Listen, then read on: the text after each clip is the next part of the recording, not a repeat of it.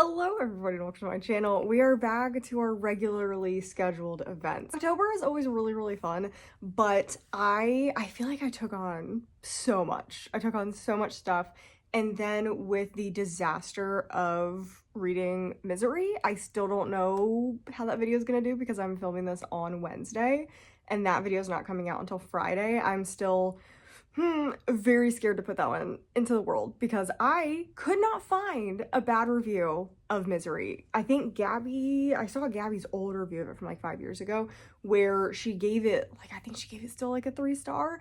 And that being the only bad review on YouTube, at least that I could find, because some people don't tag their stuff correctly, so it doesn't pull it up sometimes. But that is the only one that I could find. And so I am quite nervous because some of the comments, because I purposely went and looked at her comment section. I don't know if she deleted any, because if anyone is really nasty and calling me names for not liking it, I will delete them. So I don't know if she deleted any, but there were a couple, not as many as I thought there would be, but there were a couple that were like, no, you're wrong. Misery is the best book on the planet. So I'm a little bit nervous, but I think this is going to be a nice little detoxing video to film because it is our new releases of November, and there are so many. I don't know why there are so many, because normally publishing starts to wane towards the end of the year. Like, there's definitely less books that are coming out. No, November 4th alone is 1, 2, 3, 4, 5, 6, 7, 8, 9, 10, 11, 12, 13, 14 books in only the fantasy genre, really, because again, this is basically fantasy. 14 books is wild. 14 books is absolutely insane. So anyway, if you're new to the channel or you have not seen one of these before, I do one every single month, and I do focus on primarily fantasy, romantasy, some romance, thrillers, some horror, and every once in a while I throw in a just general fiction book. But if you're looking for like nonfiction and historical fiction, that is not what is going to be in this list. So definitely go check out some other channels that focus primarily more on those. But this is primarily fantasy. So because we have so many coming out on this date, we really need to just get started. So let's talk about November 4th. So the first one that I have for November 4th is the same backward as forward. I am personally not going to be reading this book, even though I think it is such a cool concept, but this is part of the Inheritance Game series. A lot of people have read them. I read the original trilogy and I gave the first book and the second book 5 stars. And then I did not like where the romance headed at all. So I gave the third book, I think, a 3-star, but that was even generous. I was really mad about that last book. And then I did attempt The Brothers Hawthorne, but I had lost all interest in the series at that point, so I did DNF it. So I am curious how this is going to read, because it's, where is it? Flip the book. Oh, so yeah, one way is delivers a star-crossed enemies to lovers tragic love story like no other. Read her side of the story, then flip the book over to experience their love anew through his eyes. So you don't have to wait for like another edition of it, because a lot of people really like what they did with, Midnight Side is a bad example. I guess 50 Shades of Grey, the Grey series, where everything was from his perspective in the 3 books. And I think I read a little bit of it. It's not my favorite thing, because it's just reading the book all over again in a different perspective. I like little chapters. I love extra chapters at the end of books where it does that. Like, I think Fourth Wing has done that and some of the books in that series. A whole book hasn't been my favorite thing, but I still think this is a brilliant idea to just include it in the same thing, but it's like flipping back and forth. I think that's really cool. So I am curious how this is going to go. I am excited to see reviews about this later when it comes out. Next up, we have a horror book, and it is The Place Where They Buried Your Heart by Christina Henry. Christina Henry is just, I feel like, a very prolific horror writer. Unfortunately, she is very hit or miss with her books. I have only read Near the Bone and I despised it. So I've yet to pick up another one of theirs. I was going to pick up the one from last year, but it did not do well, like, at all. So I ended up not picking it up, but I really like the vibe of this one. Actually, you know what the vibe of this one? This reminds me of, what is it? Shadows.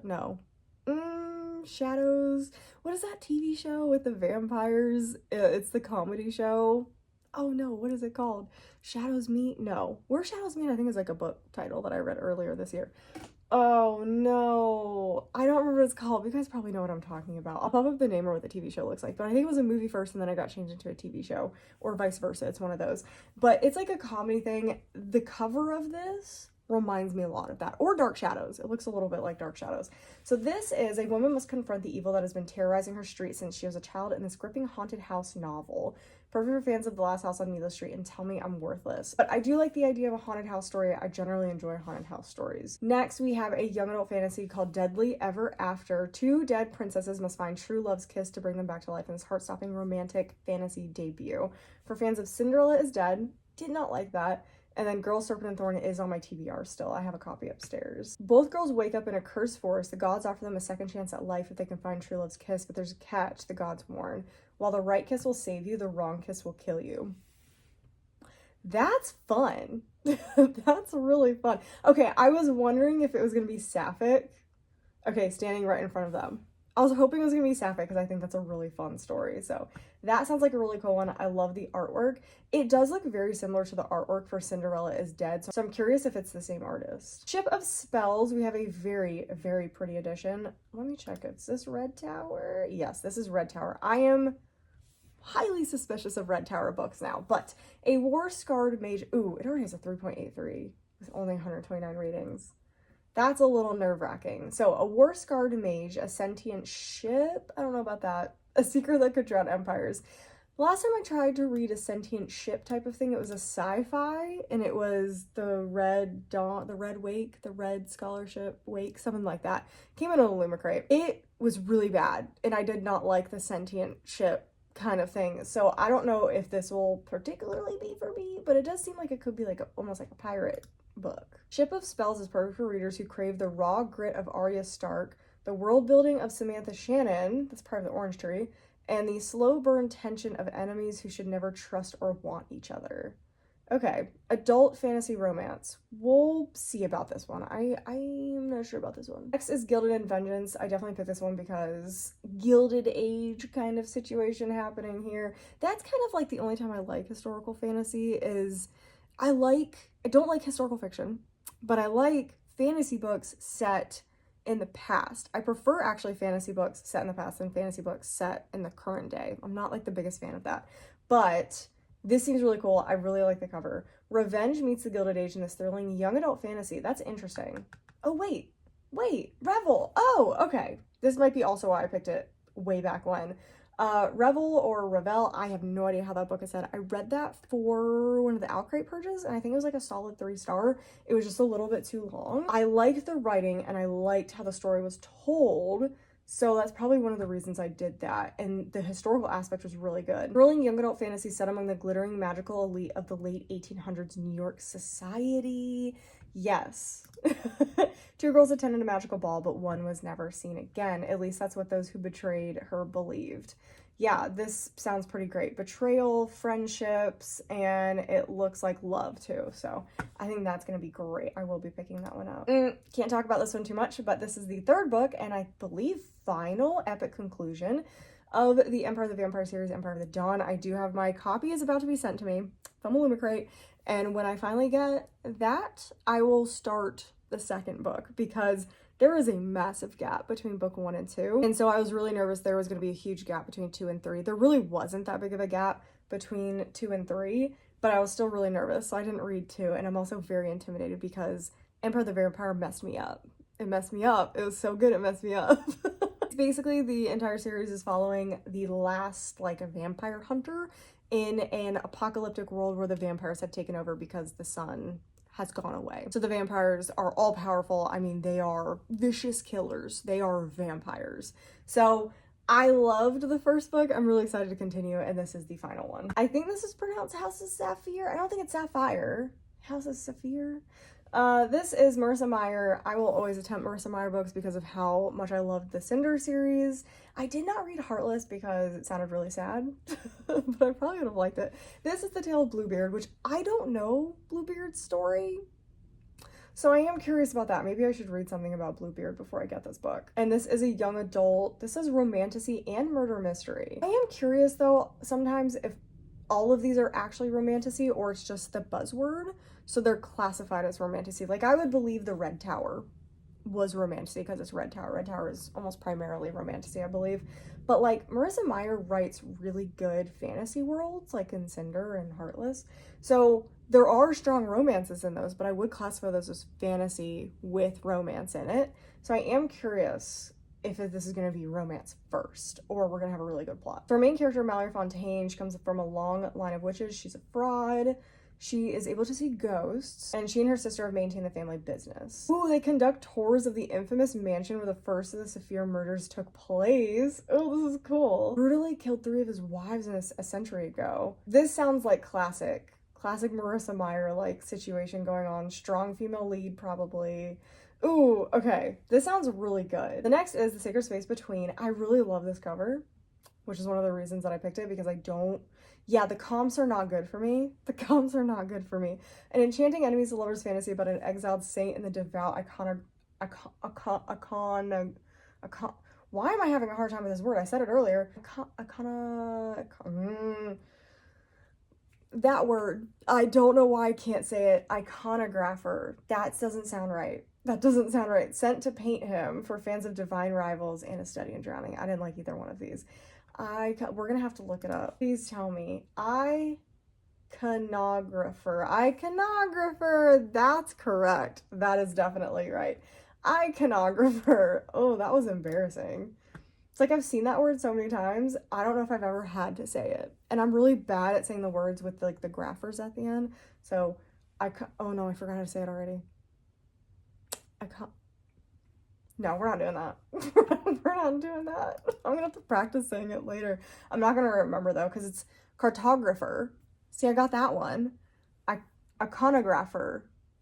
That doesn't sound right. That's not what I said before. He has controlled the minds of its patrons for a millennium through memory magic stolen from exiled saints. I do love when there's some religious aspects to these stories. This is adult gothic romantasy. Next is Chloe Gong's newest book is Cold Wire. I'm a little nervous about this because the last Chloe Gong that I tried was this Immortal Longings. Loved it.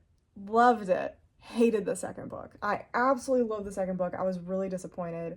So I'm really nervous because this is also following a similar line, although I don't think Immortal Longings was a young adult. I think that was adult. But this is still sci-fi dystopian, so I am a little bit nervous. Daring new dystopian series. I feel like dystopian's making a comeback. I feel like I'm just seeing dystopian books left and right, which I'm super happy about. Dystopian is my favorite thing to read. Where humanity has moved to virtual reality to flee their deteriorating world, following 2 young soldiers who must depend on unlikely allies in their fight for survival. That part right here sounds very similar to Ready Player One, but I doubt it's going to feel that way. 7 Deadly Thorns. This is also Red Tower. No, this is Bloomsbury. Oh, this is young adult. Okay, young adult romantasy. I've seen this a couple of times. I really like the edges on this one. It says the Cruel Prince meets Powerless in this dark academia romantasy that will tattoo itself onto your heart. I'm confused. If it's a dark academia romantasy, why is it the Cruel Prince meets Powerless? Is it just because they're like fantasy romances, basically? That's a little weird to me. Like, that's an odd comp for that. The Cursed Kingdom of Aragoa, the punishment for magic is death. So we're in an academy. I'm definitely not going to try to say that.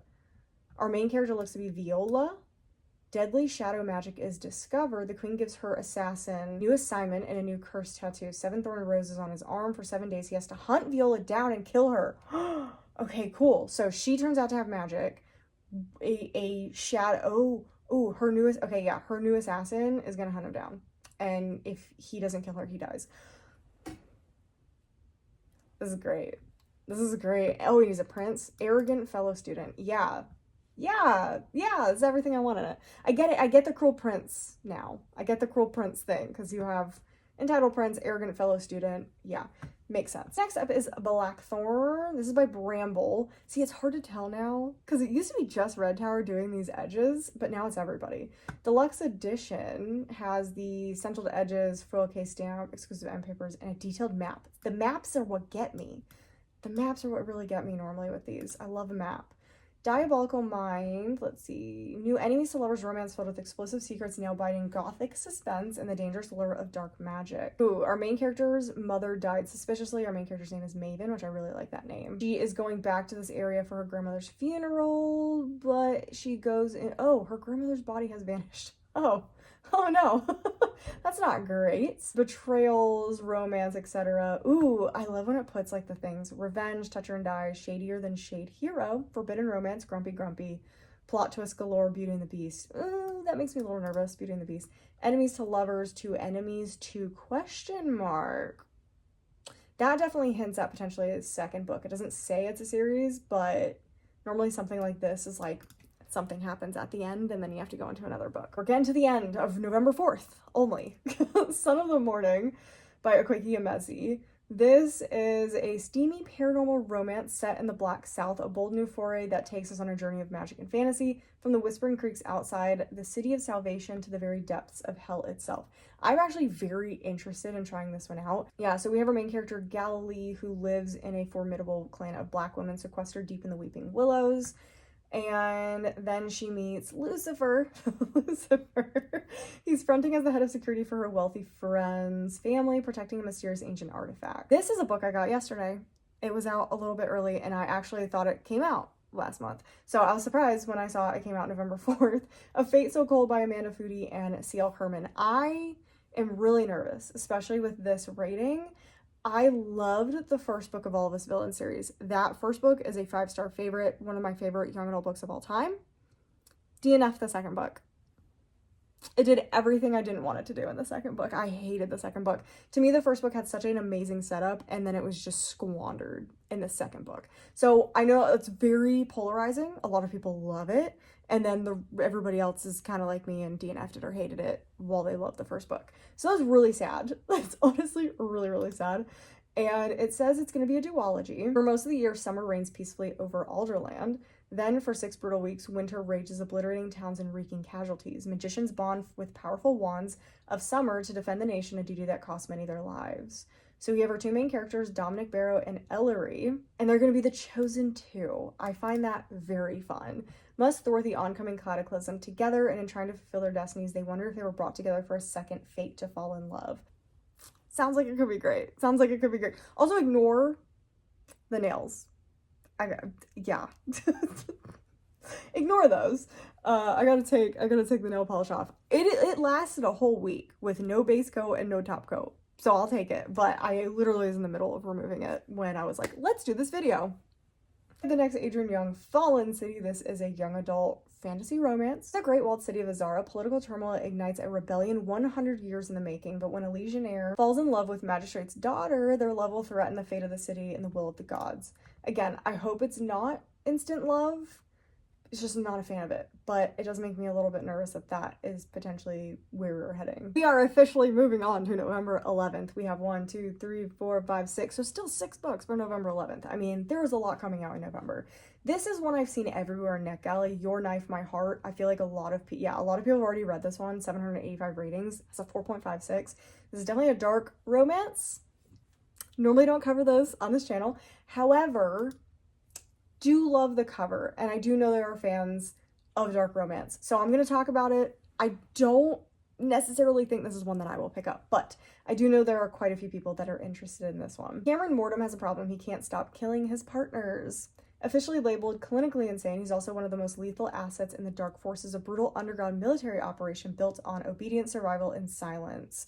But an experimental drug has fractured his control, making him a liability. As punishment, he's thrown back into the Undertrials, a merciless boot camp designed to break the weak and sharpen the ruthless. His one directive: don't kill the new girl. This sounds so good. This sounds so good. I don't like his hand placement. The second there's like even a whiff of anything with choking in it, not interested. I think he's just touching her face, but it does have me a little bit nervous. And then our main female character is Emery Maves, nearly escapes a death sentence after her own brutal crimes, only to find herself forced in the same violent world. Assigned to Cameron, she's expected to survive the trials and her partner's unstable nature, but Emery quickly realizes there's more to Cameron than bloodlust and body counts. Beneath the madness lies a terrifying allure and a strange, dangerous tenderness. A guy who wants to kill you to lovers? Interesting concept. So maybe I will try this one. I'll probably read some reviews and then I'll see, because the dark forces will eat you up, pretty girl. I don't love that. I don't love that. We'll see. That's a toss-up. This, honestly, picked this because I thought it was the new Margaret Rogerson because of the artwork. 100% this would fit next to my other books by her. And I was like, oh, this is the new one. Oh, this isn't her. this is somebody else. So this is the 7th champion. It's going to be a duology of the Dragon Queen duology. A dragon princess joins forces with a scarred prince to escape a competition for her hand in marriage, unaware he is hiding dark secrets of his own, and the first of a new Romantasy duology. This is giving very young adult vibes, probably because of the Margaret Rogerson thing. The main character was an apothecary's apprentice, goes to the treacherous court of the High King. Rosie is shocked to discover she's a long-lost daughter of the demonic Dragon Queen. High King hosts a series of trials to determine which prince is worthy of the honor, as well as claiming Rosie's hand in marriage. Rosie, however, has other ideas. Trained from youth to serve the Dragon Queen, Valtar has proven himself a ruthless assassin, posing as a suitor to get close enough to his target shouldn't be a problem. But Valtar wasn't planning on his target being Rosie, the girl he failed to assassinate years ago, who has haunted his dreams ever since. That's fun. See, that's a situation where insta-love or like love sooner in the book than what I normally like, that can sometimes work because there's been a connection in the past. This though, that's a little scary. That's a little scary. The marriage narrative. This sounds so good. This sounds up my alley. I am a little bit nervous because some of the reviews make me a little nervous. It's going to be a library choice because the reviews say it's definitely focusing more on the family aspect of this than the actual romance. And I would want the romance aspect of this because we're following two main characters, and our main guy, I've looked at this one a lot, so I don't even need to look at the thing. He is part of like a reality show that's showing his family, and she has to fake date him for reasons. I don't remember the reasons though. Oh yeah, I don't know really her reasoning. I didn't think it made a lot of sense. She just decides that she wants to get married within 30 days. And Jordan, his family, is on a popular reality show. I think like Kardashians in my head. They want him to marry an actress to boost viewership, but instead those two are the ones who kind of get together for the storyline. So this sounds really great. A little bit nervous about some of the reviews. I will not be reading this one, but it is the next Legends and Lattes. It is Legends and Lattes number 2, Brigands and Bread Knives. Return to the cozy fantasy world of Legends and Lattes with new adventure featuring fan favorite foul-mouthed bookseller Fern. I just didn't like Legends and Lattes. I thought about reading the other ones, what are Bookshops and Bone Dust.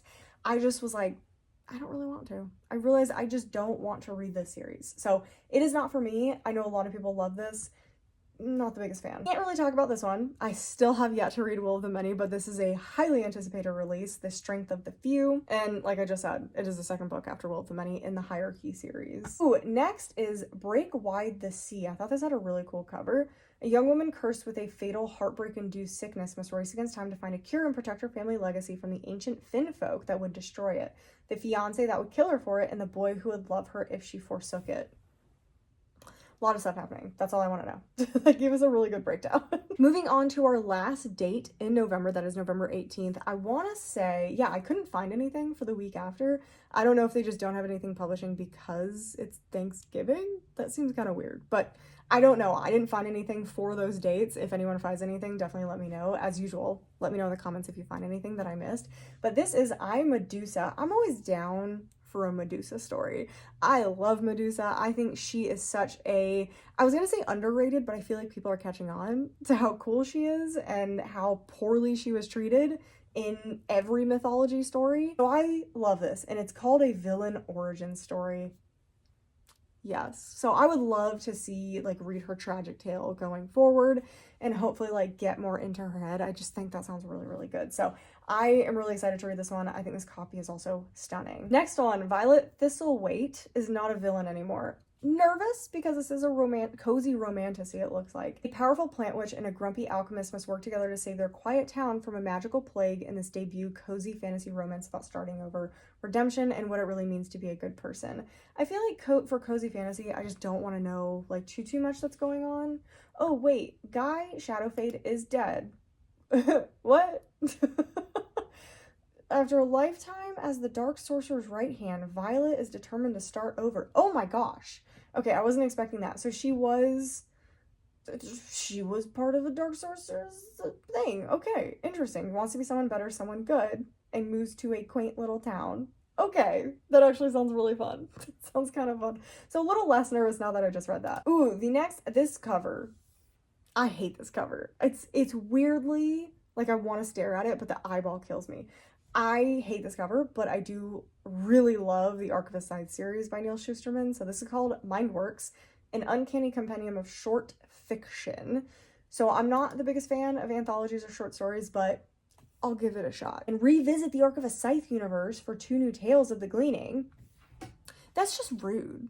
I feel like that should be its own thing. That's mean. That's so mean. I just am waiting for the next Archivist Scythe book because I heard that there's going to be another one. So I still need to finish Gleanings, but yeah, I guess I'm gonna have to read it because it's got those in it. Next is this, no, this is by King's Hollow. I don't think I've ever heard of that publishing house. This is Hollow. Love this cover. I don't know if this is gonna be for me because it is by Caroline Peckham. I think this is, what is it? The Zodiac Academy? Is this Zodiac Academy person? Yeah, this is Zodiac Academy person. Not the biggest fan. And Susan Valenti also writes, okay. Is this part of that world? I don't think it is. No, because it says it's part of the Crown and Hearts and Chaos series. Great hunt begins once every 50 years, and the only champions willing to face death to shatter the curse to enter. The champions and me. Ooh, no warrior, no swordsmith, and certainly no fae, but the forest is my only hope. Interesting. And I do love this cover. So I'll give it a shot, but it's gonna, oh, dark romantasy. Yeah, I don't know about that. Dark humor, spice. I don't know. This is gonna be a toss-up for me, but the cover is just like, it's calling to me. Next, I'm really excited about this as long as Quicksilver continues to go well. I am currently reading Quicksilver right now for my Romantasy blog that I'm doing.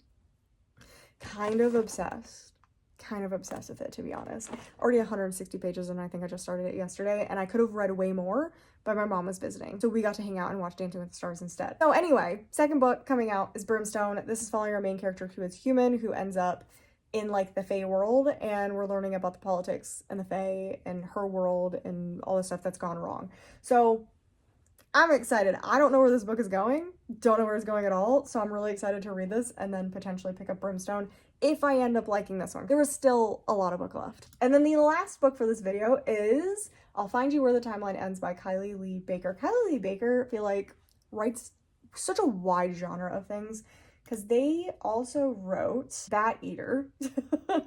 I have The Scarlet Alchemist, and then they have I'll Find You Where the Timeline Ends. It's just very wildly different things. I'm surprised that she doesn't write under like a pseudonym for some things, like her horror books. But this is a young adult fantasy. A teen descendant of a Japanese dragon god must team up with a cute rogue agent to subvert a corrupt time travel organization and find out the truth of what happened to her missing sister. I think that sounds so good. I am a little bit nervous because I didn't like Bat Eater, but it wasn't the writing. It was just too much for me. It was too much for me. I'm not going to go over it again. I've talked about that book ad nauseum because of what happens in it. That makes me not be able to continue. So this should be fine because I was fine with the writing. So this sounds cute. It looks gorgeous. This cover is stunning. So I think this sounds really, really good. So anyway, that is everything that I have for you guys in November. I hope you guys enjoyed it. Definitely let me know if you found anything new that you're interested in picking up. Definitely let me know down below if there's anything that I missed. I definitely want to know if I missed anything so I can add it to my list. But I am trying to do a no-buy November. Let's see if there's any that I have to get. Hey, I already got a Fate So Cold. So I'm already good there. A couple of these that I really want are already coming in book boxes. Empire of the Dawn I already bought, so it doesn't count. I think that's it. I think we're good. The only one that I'm like, ooh, Your Knife My Heart, but I think it's gonna be a pickup from the library as well. So I think I'm good because everything is, ooh, Brimstone. Depends. We'll see how much I like Quicksilver. Maybe I can wait until December to pick it up. Anyway, yeah, trying to do a no buy November. Don't think, I don't know. We'll see. If I only buy one book, I will be amazed. So we're gonna see what happens. I don't see anything particularly like, oh my god, I have to get it now. So hopefully, fingers crossed, that it stays that way. If you have nothing else to say, but you want to let me know that you are here, let's see. What was fun that we looked over? Ooh, Seven Deadly Thorns sound really, really good, and it's got a rose on the cover. So if there's a rose, or if there's not a rose, any type of flower. A flower, or specifically a rose emoji, if there is one. And yeah, I hope you guys enjoyed the video. Definitely make sure to subscribe so you don't miss any future content. Like I said, I do one of these every single month, and we are getting close to end of year content, which is always so much fun. I am so excited to do end of year content. Make sure to like the video if you enjoyed it, and I will see you guys in the next video.